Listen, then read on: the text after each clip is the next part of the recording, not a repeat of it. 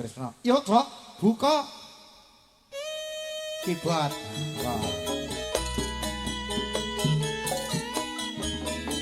Centang kula nduk diaturke.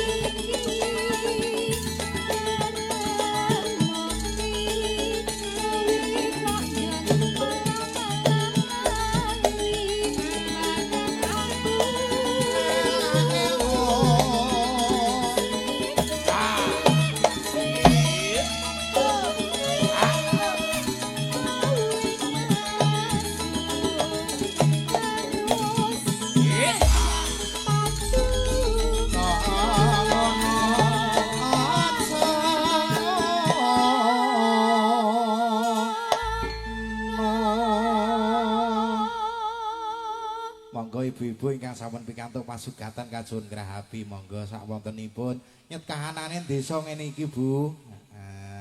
Jenengan kota napa desa Bu? Desa nggih sami berarti nggih. Dan juga tadi ada request adiknya Mas Manten Mas Rudi yang mana? Yang dari Magelang. Ora mantene ya Rudi adike ya Rudi kita nek kleru mau.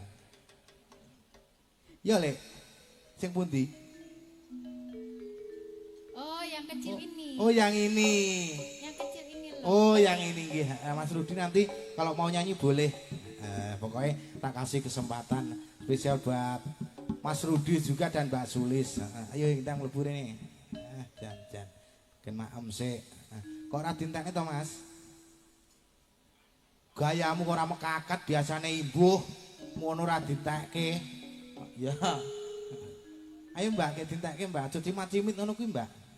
Mas didulang to Mas. Dulang ngono nek jeneng manteni paribasan kaya raja sedina ratu sedalu. Kupinge kayak munggah plangkrik. Jan, ya. Luar biasa. Ana, kowe guyu apa Mbak?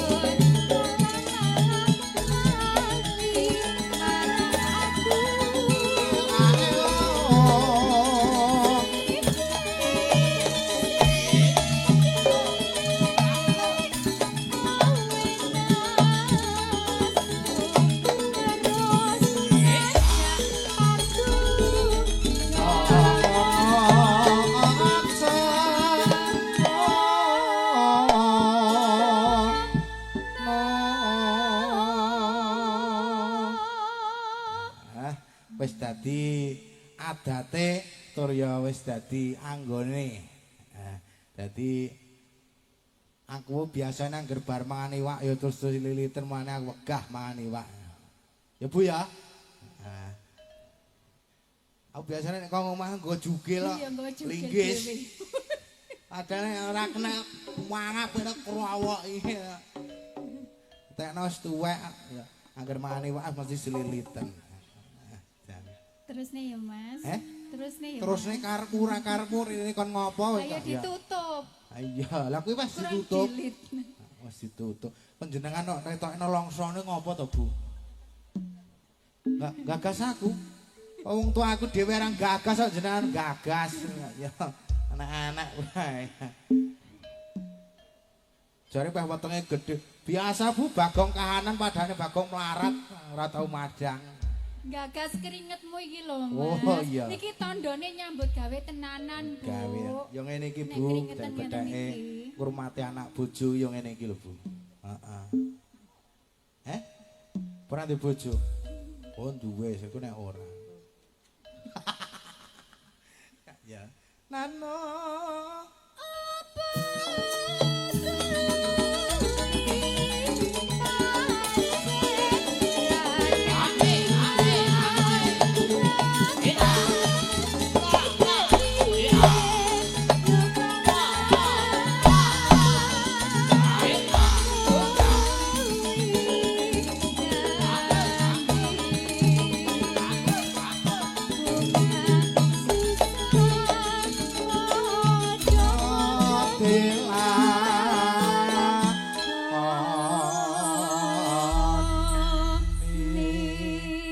Terima kasih matur nuwun Dek Yulia sampun paring ngaturaken suka panglipur.